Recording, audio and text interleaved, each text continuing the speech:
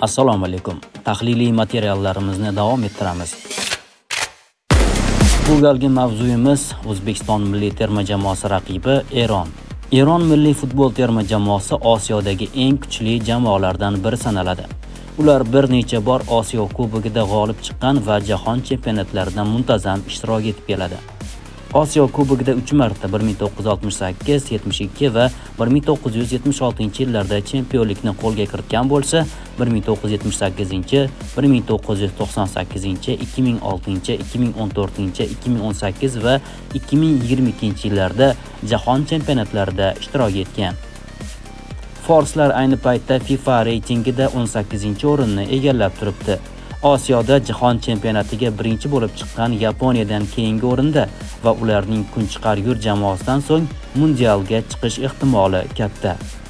Bosh murabbiy Amir G'alinoiy jamoasida bir nechta kuchli futbolchilar bor. Ular orasida Italiyaning Inter jamoasida to'p suruvchi amaldagi jamoa sardori Mehdi Taremi, Rostov, Zenit, Bayer, Roma jamoalarida o'ynagan Shabab Al-Ahli hujumchisi Serdar Azmun, Niderlandiyaning Heerenveen klubi a'zosi Alrizo Jahonbaxsh va boshqa tajribali futbolchilar bor.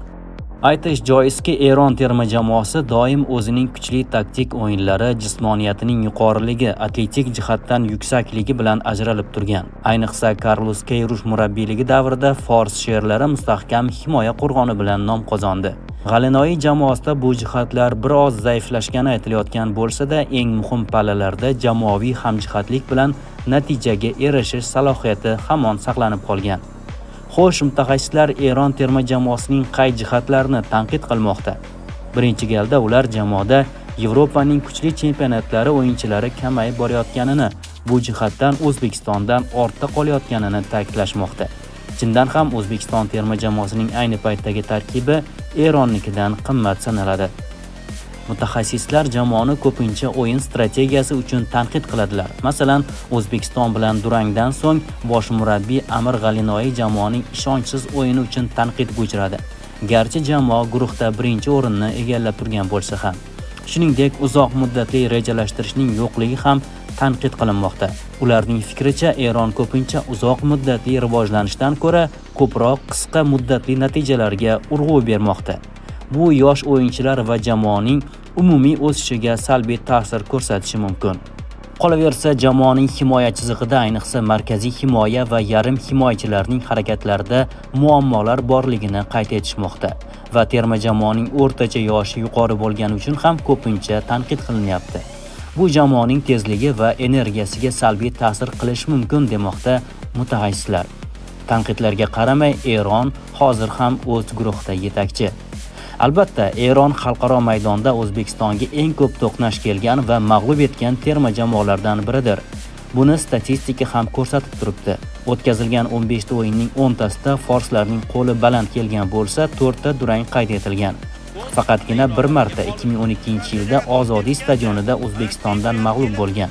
O'shanda yagona golni Ulug'bek Baqoyev kiritgan edi.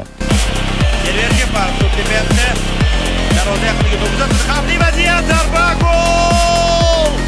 Gol!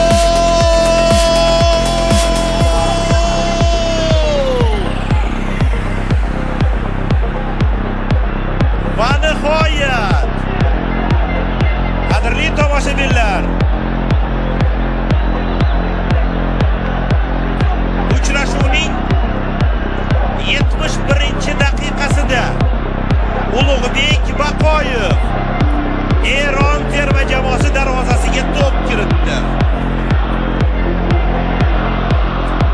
Ulug'bek Baqoyev qachon gol uradi deb juda ko'p kutgan edik.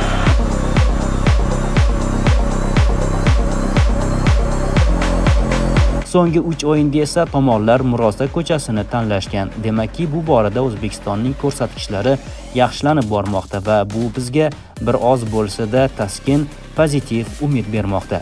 Eron chempionatini yaxshi biladigan Jaloliddin Masharipov ko'payib ketgan sariq kartochkalari sababli o'yinni o'tkazib yuborsa, Persepolis a'zosi Oston O'runov jarohati sababli yordam bera olmaslik ehtimoli bor.